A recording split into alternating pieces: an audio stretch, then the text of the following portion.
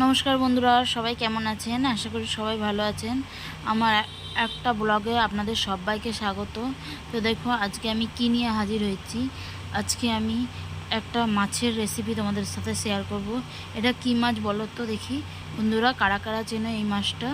আমরা যেহেতু গ্রামের দিকে থাকি সেহেতু আমরা এই ছোটো মাছ বেশি পছন্দ করি, কারণ এখানে পুকুরে ছোটোখাটো পুকুর থেকে বেশি দেশি মাছই ওঠে। তাই দেশি মাছ, যেহেতু আমি কলকাতার মেয়ে, তাই ওখানে এইসব মাছের প্রচুর দাম। চাইলেও কিনতে পারা যায় না, আর চাইলেও সবসময় পাওয়াও যায় না। আর আমাদের এখানে তো প্রায়শই পাওয়া যায় এই মাছ, যেহেতু আমি গ্রামে বউ, তাই গ্রামে এইসব মাছ পাওয়া যায়। তো দেখো আমি মাছটা কেটে নুন হলুদ মাখিয়ে ধুয়ে রেখেছিলাম।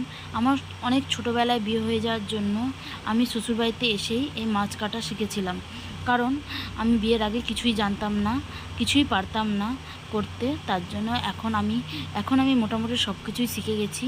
তো বেশি দিন শ্বশুরবাড়িতে থাকার ভাগ্য তো আমার হয়নি, তাই যে কটা দিন ছিলাম সে কটা দিন তাদের কাছে যতটা পেরেছি আমি শিখেছি। তো দেখো এই রেসিপিটা আমি তোমাদের সাথে শেয়ার করছি। এই রেসিপিটা সম্পূর্ণই আমার মায়ের রেসিপি। তো আমি কিছু কিছু রেসিপি শ্বশুরবাড়ি থেকেও শিখে এসেছি, সেগুলোও তোমাদের সাথে একে একে শেয়ার করব। আমি যেহেতু বেশি দিন শ্বশুরবাড়িতে থাকিনি, প্রথমেই তোমাদের বললাম, তাই বেশি কিছু রেসিপিও শিখতে পারিনি সেখান থেকে। আর বরের কিছু পছন্দসই খাবার আমি সেখানে শিখেছিলাম। যেহেতু আমার কম বয়সে বিয়ে হয়ে যাওয়ার জন্য হয়েছিল, তাই আমি কিছুই পারতাম না। বিয়ের আগে অ্যাকচুয়ালি মা কিছুই করতে দিত না, কারণ শুধু বলতো পড়াশোনা করো পড়াশোনা করো, আর আমি কিছুই পারতাম না। তাই অনেক কথাও শুনতে হয়েছে বিয়ের পরে। কিন্তু এখন আমি সমস্তটাই শিখে গেছি, আর সমস্তটাই নিজে হাতে তৈরি করতে পারি। তো যতটা পারবো তোমাদের সাথে শেয়ার করব। তো ছোট ছোট ব্লগও আসবে তার। তো তোমরা দেখতে থাকো ভিডিওটা, যদি ভালো লাগে পাশে লাইক কমেন্ট করে সাবস্ক্রাইব করে দিও ভিডিওটা। তো দেখো এবার আমি মাছটাকে ভেজে নেবো। চুনো মাছ ভাজার একটা নিয়ম আছে, জানো তো বন্ধুরা? চলো বলি। আগে ভালো করে কড়াতে তেল দিয়ে কড়াটাকে গরম করে নিতে হবে।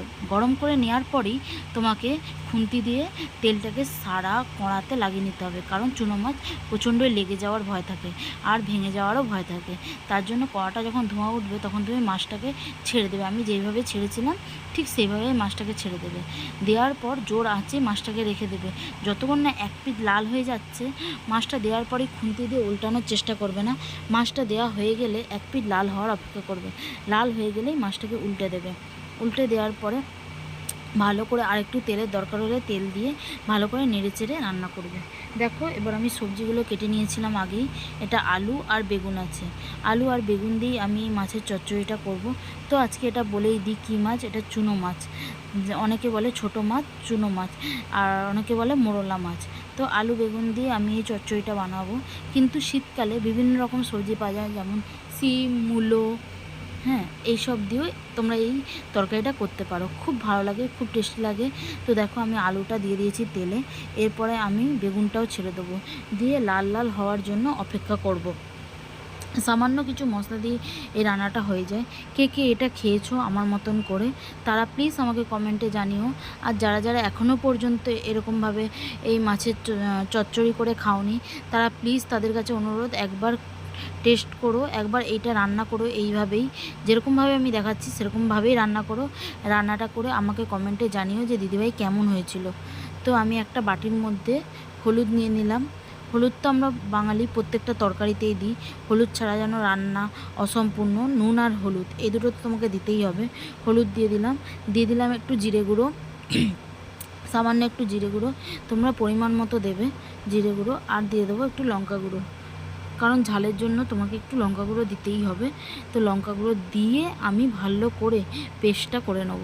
দেখো জল দিয়ে আমি ভালো করে গুলিয়ে একটা স্মুথ পেস্ট বানিয়ে রেখে দিলাম। যতক্ষণ না আমার আলুটা ভাজা হচ্ছে ততক্ষণ এই মশলাটা ভিজুক ভালো করে। আর ওইদিকে আমি অপেক্ষা করছি আলু আর বেগুন যাতে ভালো করে ভাজা হয়ে যায়। আমি ভালোভাবে বলতে জানি না, তাই যদি কিছু মিস্টেক হয়ে থাকে বন্ধু হিসেবে তোমরা সেটাকে মেনে নিও।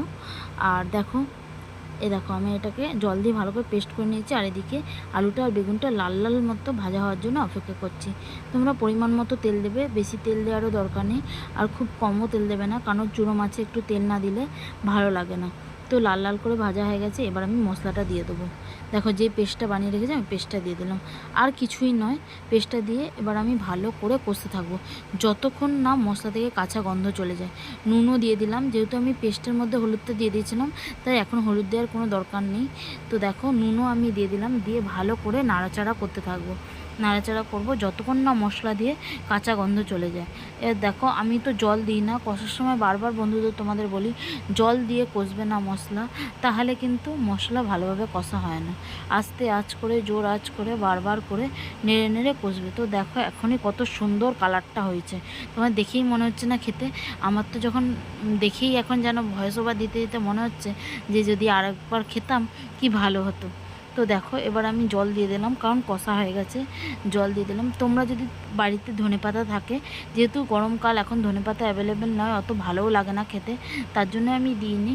যদি শীতকালে তোমরা এই রান্নাটা করো অবশ্যই ধনেপাতা দেবে। তো দেখো জল দিয়ে দিলাম, আমি খুব বেশি পরিমাণে জলটা দেবো না, সামান্যই জল দেবো, যেহেতু আলুটা একটু নরম হলে নামাবো তাই জলটা দেবো। আর মাছগুলো তো একটু জল যাতে টানে তার জন্য একটু জলটা দেবো। জল দেওয়ার পর আমি একটু ফুট ধরে গেছে, মাছগুলো সব দিয়ে দিলাম। দেওয়ার পর মাছগুলো একটু ভালো করে নেড়ে চেড়ে চাপা দিয়ে দিলাম। খুব অসাধারণ হয় রান্নাটা, তোমরা প্লিজ খেয়ে দেখো আর কমেন্টে বলো। যারা আমার এই ভিডিওটা ইউটিউব থেকে দেখবে তারা লাইক করে, কমেন্ট করে, সাবস্ক্রাইব করে দিও। আরও নতুন নতুন ভিডিও দেখতে আর আমার সম্বন্ধে জানতে হলে প্লিজ তোমরা কমেন্টে জানিও। আমি ছোট ছোট ব্লগও দেবো তোমাদেরকে। আর যারা ফেসবুক থেকে দেখছো তারা লাইক করে ফলো করে দিও। তোমাদের একটা লাইকেই আমাদের আরও ভিডিও করার ইচ্ছাটা বেড়ে যায়। তো দেখো এবার আমি ঢাকনা খুলে নিয়েছি, খুলে দেখলাম যে জলটাও শুকিয়ে গেছে, আলুটাও দেখো গেঁথে দেখে নিলাম সিদ্ধ হয়েছে, মাছটাও সব রস টেনে নিয়েছে। তো দেখো দেখো বন্ধুরা কেমন হয়েছে, দেখো একবার দেখে মনে হচ্ছে না খুব সুন্দর হয়েছে? সত্যি গো, খেতেও খুব সুন্দর হয়েছিল, খেতেও খুব সুন্দর হয়েছে। তো এখন গামাখো গামাখো হয়ে গেছে, এবার আমি এটাকে নাবিয়ে নেবো। দেখো নাবিয়ে নিয়েছি। আমি নিজেই ভিডিও করি, নিজেই পোস্ট করি, তার জন্য একটু অসুবিধা হয়। তোমরা প্লিজ নিজের মতো করে ম্যানেজ করে নিও। আর ভিডিওটা ভালো লাগলে একটা কমেন্ট করে দিও। অনেক ধন্যবাদ তোমাদেরকে ভিডিওটা দেখার জন্য।